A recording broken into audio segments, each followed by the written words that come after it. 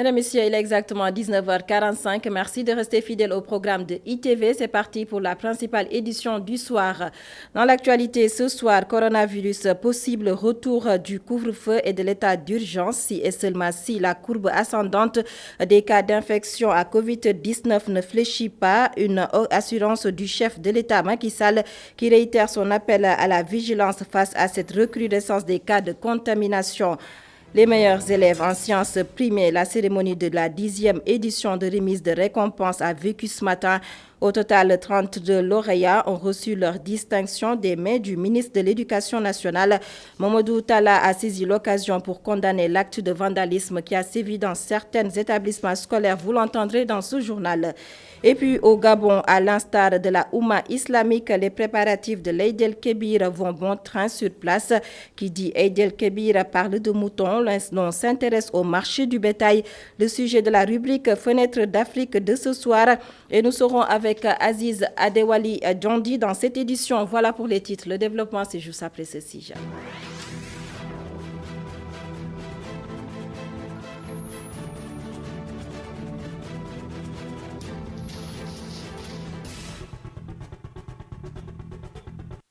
Coronavirus, l'ascendance des cas de contamination inquiète au plus haut niveau, probable retour de l'état d'urgence et du couvre-feu.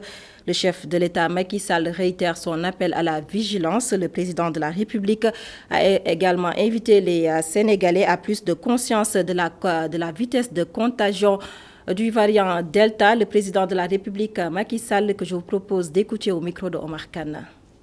Je ne saurais clore mon propos sans renouveler mon appel à nos compatriotes pour la limitation des rassemblements et des déplacements, le respect strict des gestes barrières, le port systématique du masque, l'adhésion massive à la vaccination, seule stratégie qui nous permettra, dans une mobilisation communautaire soutenue, de nous débarrasser définitivement de cette pandémie.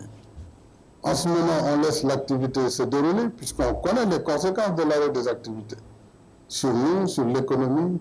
Mais on ne peut pas laisser la maladie prendre le dessus et le pays submergé, les hôpitaux dépassés pour constater malheureusement des morts, voire des centaines de morts ou des milliers de morts, comme déjà c'est le cas dans beaucoup de pays. Donc c'est un appel sérieux. Il faut que les gens puissent mesurer la gravité de la situation et qu'ils respectent les recommandations qui leur ont été faites. Sinon, si la situation l'impose, nous reviendrons aux mesures que nous avons déjà connues par le passé. Matin, la cérémonie, la présentation du rapport public du comité de suivi du fonds Force Covid-19, un rapport qui a passé en revue toutes les activités du programme de résilience économique et sociale. Une cérémonie qui s'est tenue au palais présidentiel. C'était en présence de Omar Khan. Le comité de suivi de la mise en œuvre des opérations du fonds de riposte et de solidarité contre les effets de la Covid-19, Force Covid-19, a remis au président de la République son rapport final. Un rapport qui passe en revue toutes les activités du programme de résilience économique et sociale. Le programme de résilience économique et sociale, instrument d'intervention de l'État dans la vie économique et sociale du pays pendant la pandémie, affiche un taux d'exécution de 74%. Ce qui est appréciable au regard du contexte. Les ressources mobilisées s'élèvent à 773,2 milliards de francs CFA et les montants payés 740 milliards de francs CFA. Toutes les pièces justificatives des dépenses afférentes aux forces Covid-19 feront l'objet d'une consultation et d'une évaluation citoyenne au siège du comité du 28 juillet au 28 septembre 2021. Le rapport de 213 pages dans lequel le comité formule des recommandations au chef de l'État. Des recommandations que le président Macky Sall compte bien mettre en œuvre.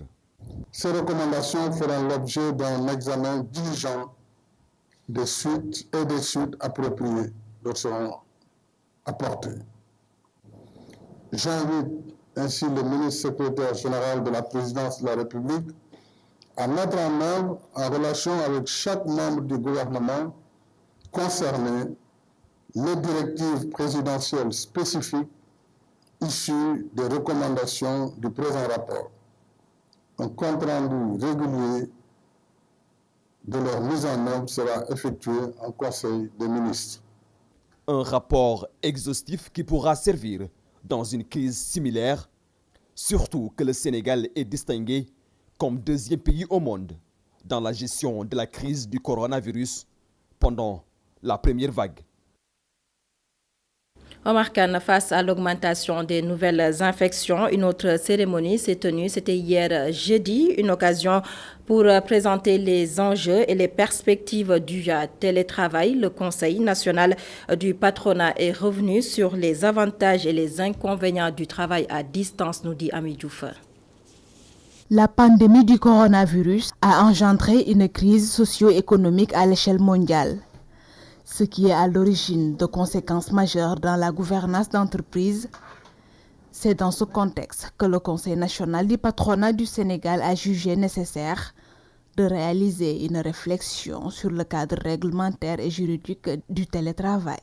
La présente publication résume l'étude réalisée auprès de 234 entreprises pour mesurer les impacts, mais aussi les enjeux et perspectives. Et également, elle exprime la perception de 258 salariés, dont 65,45% sont des hommes et 39,55% des femmes. Le Conseil national du patronat évoque 4 points majeurs dans sa publication intitulée « L'œil ouvert des employeurs sur le télétravail au Sénégal ». On peut citer la réponse du télétravail à la pandémie de Covid-19. La perception des employeurs et des travailleurs à propos du télétravail. Le télétravail au regard de la législation sociale actuelle. Et enfin, le plaidoyer et les propositions du CNP. Le ministre du Travail salue cette initiative qui, selon lui, va contribuer à la lutte contre le virus, mais aussi à la sauvegarde des emplois. L'administration du travail a activement contribué à la lutte contre la propagation de la Covid-19 dans le monde du travail et pour ce faire, elle a eu à engager d'importantes actions.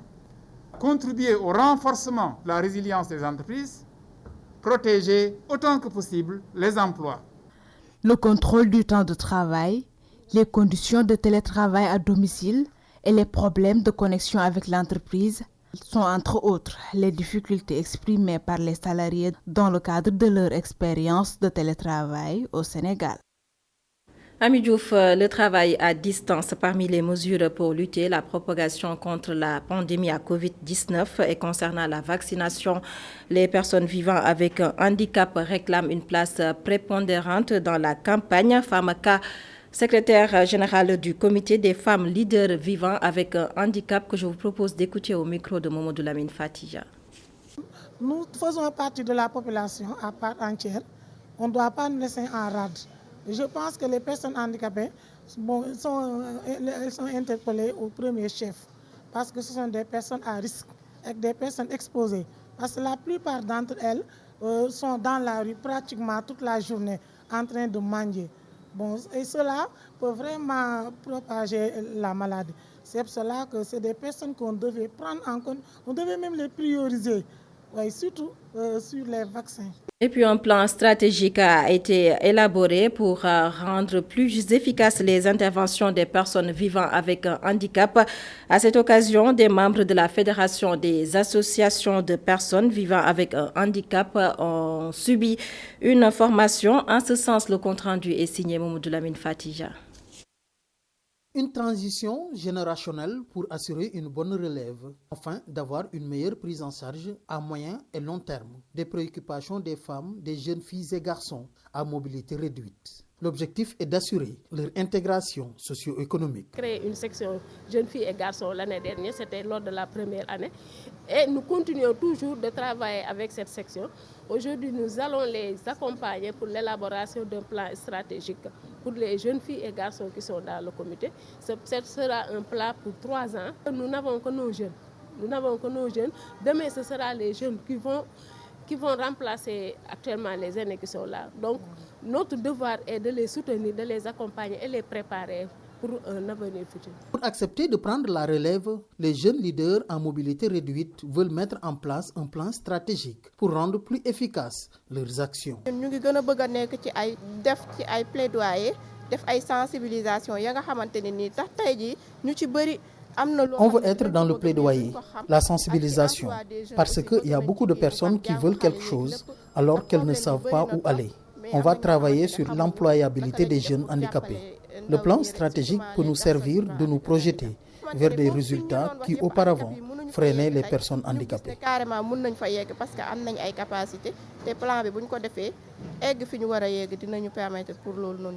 Pour identifier et orienter la vision ainsi que leur mission, ces jeunes leaders en mobilité réduite s'engagent à élaborer un plan stratégique. Objectif, mieux positionner leur organisation.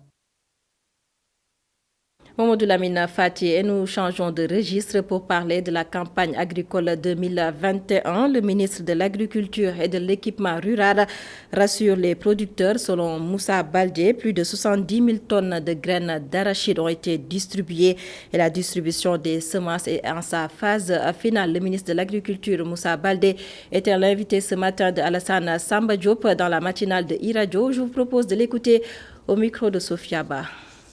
L'hivernage s'est installé quasiment sur toute l'étendue du territoire national. Nous avions commencé à préparer notre campagne depuis le mois de mars, quand on nous a validé notre budget de 60 milliards pour cette campagne. Ce que je peux dire actuellement, c'est que nous sommes en train de finaliser la mise en place et la distribution des semences. En ce qui concerne les semences d'arachide, nous avons distribué déjà plus de 70 000 tonnes de graines coques d'arachide. Pour ce qui concerne le riz, nous sommes à 10 000, qui était l'objectif. Et pour ce qui concerne les autres céréales, le sorgho, nous sommes à près de 80% de distribution. Ce que je peux dire, c'est qu'au plus tard, en fin juillet, on aura fini de distribuer toutes les semences au niveau national.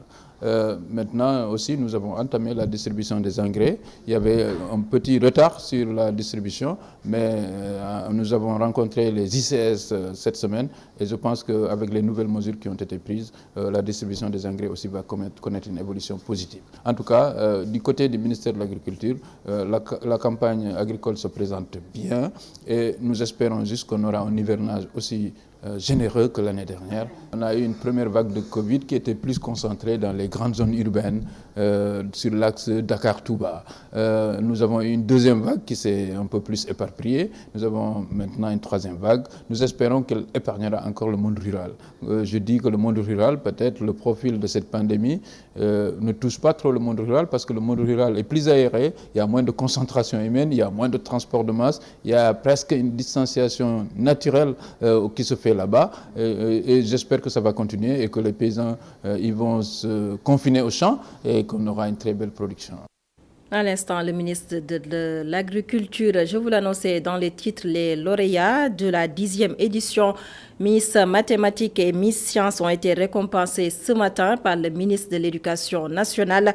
Le concours Miss Math, Miss Sciences, une initiative pour inciter les filles à s'orienter vers les filières scientifiques et techniques, d'où le sens du thème de cette année. Face aux nouveaux métiers liés au pétrole et au gaz, quelle politique d'orientation des filles vers les sciences, vers les séries scientifiques et techniques? Le compte-rendu que je vous propose de suivre, il est signé Mame Seynabou Babou. Miss Math nationale, Zeynab Diène Samb. Zeynab Diène Samb, élève en classe de 4e, âgée de 13 ans, remporte le prix de la 10e édition de Miss Mathématiques.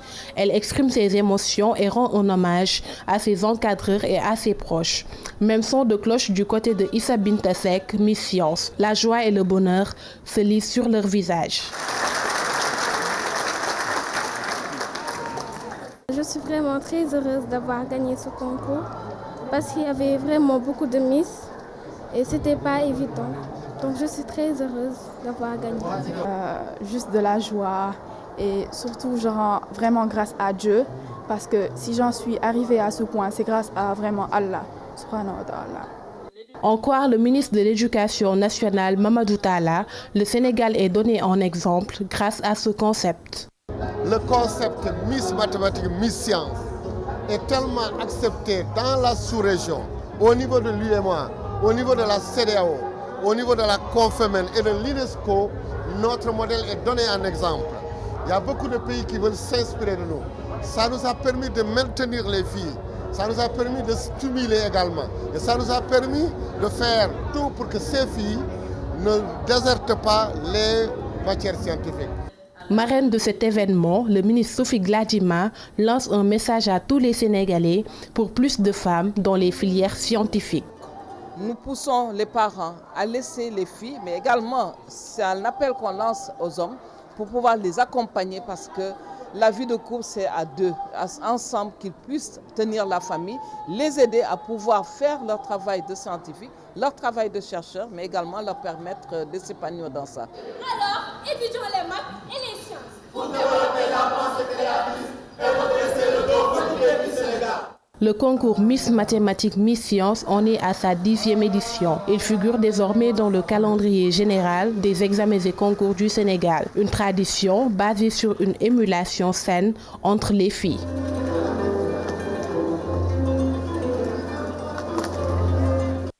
Mme Seynabou Babou, une cérémonie de remise de prix présidée par le ministre de l'Éducation nationale, une occasion pour Mamadou Talla de condamner des actes de vandalisme notés dernièrement dans certains établissements publics au Sénégal.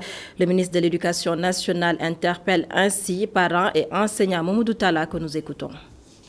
Vous savez qu'on est dans une société assez complexe aujourd'hui. Et les élèves qui ont terminé leur année scolaire, ils étaient contents. Ils se sont adonnés à ces activités que nous condamnons et le ministère, en prenant notre porte-parole, le ministère de l'Éducation nationale, a parlé hier au niveau de la presse pour dire que l'Éducation nationale n'accepte pas ces actes. Nous sommes un lieu d'éducation, un lieu où on transmet le message, un symbole pour la République. Et donc ce n'est pas le lieu où on fait ces choses. Alors, on est en train d'identifier ces jeunes qui l'ont fait. Mais nous lançons un appel aux parents, aux élèves, aux enseignants, pour que l'école demeure et reste un lieu d'éducation et un lieu surtout de transmission de connaissances et de savoir. L'école, un lieu de transmission de connaissances et de savoir, voilà ce que veut également le SAEMS, le syndicat autonome des enseignants du moyen et du secondaire au Sénégal, se dit choqué et réclame des sanctions. Selon son secrétaire général, l'État doit revoir la législation scolaire. Sourou Sen, que je vous propose d'écouter, il est au téléphone d'El Hadj Malick Cissé. Nous avons constaté, pour le regretter très vivement, toutes ces scènes de violence que nous voyons dans nos écoles. Et je crois que cela ne correspond pas à ce que l'école doit être. Cela ne correspond pas à l'éducation que nous souhaitons de nos enfants. Cela ne correspond pas à l'objectif qu'on peut fixer à une école.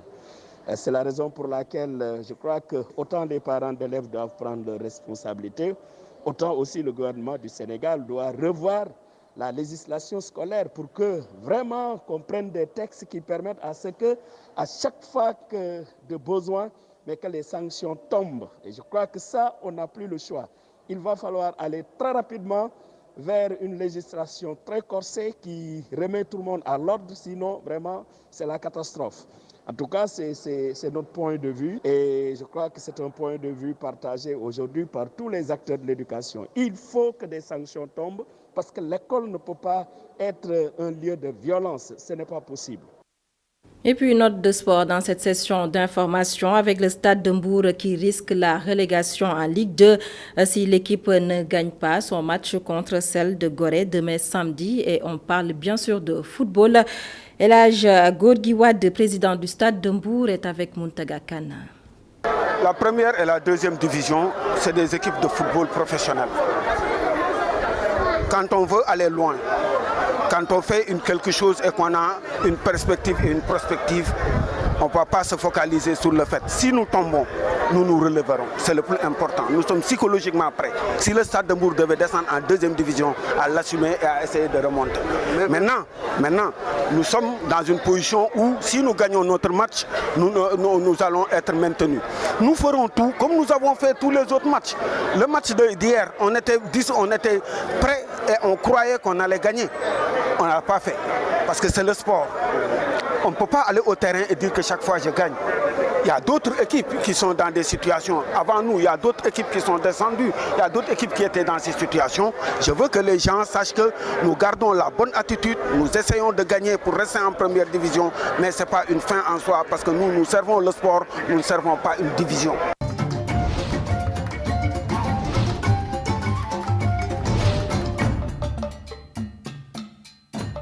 Vous l'avez compris, la rubrique Fenêtre d'Afrique nous mène ce soir au pays de Ali Bongo Ondimba. Sur place, à l'instar de la Oumma islamique, les musulmans préparent la fête de l'Aïd el-Kébir, communément appelée Tabaski au Sénégal. Prétexte pour s'intéresser au marché du mouton à Libreville, en ligne de la capitale gabonaise. Aziz Adewali Djandi, bonsoir. Bonsoir. Comme prévu la semaine dernière, nous sommes ici à un marché de moutons qui se trouve à un quartier de Libreville qui s'appelle le pont d'Akébé. Le pont dit d'Akébé. Akébé est le nom du quartier, un quartier bien connu des personnes qui ont vécu au Gabon et qui sont au Gabon, un quartier populaire. Et ici, ce marché aux moutons est le lieu où ceux qui souhaitent s'approvisionner en moutons pour le sacrifice le jour de l'Aïd al-Adha, donc de la fête dite de Tabaski, eh bien, se retrouvent. Les prix varient en fonction du poids, de la taille des bêtes. Et justement, il y a quelques plaintes par rapport aux difficultés liées à l'acheminement des bovidés de l'extérieur vers le Gabon, et bien entendu des difficultés qui sont accentuées par la crise sanitaire du Covid-19. C'est pour cette raison qu'un appel a été lancé pour essayer d'obtenir peut-être des autorités un assouplissement par rapport aux nombreuses taxes qui accablent ces vendeurs de moutons et qui se répercutent sur le prix, notamment sur le prix de vente sur le terrain. On espère que d'ici à la célébration de l'Aïd, ou bien d'ici à la veille de la fête, eh bien, le prix du mouton va baisser pour permettre au plus grand nombre de musulmans qui souhaitent accomplir ce sacrifice rituel d'obtenir ou bien de s'acheter un mouton.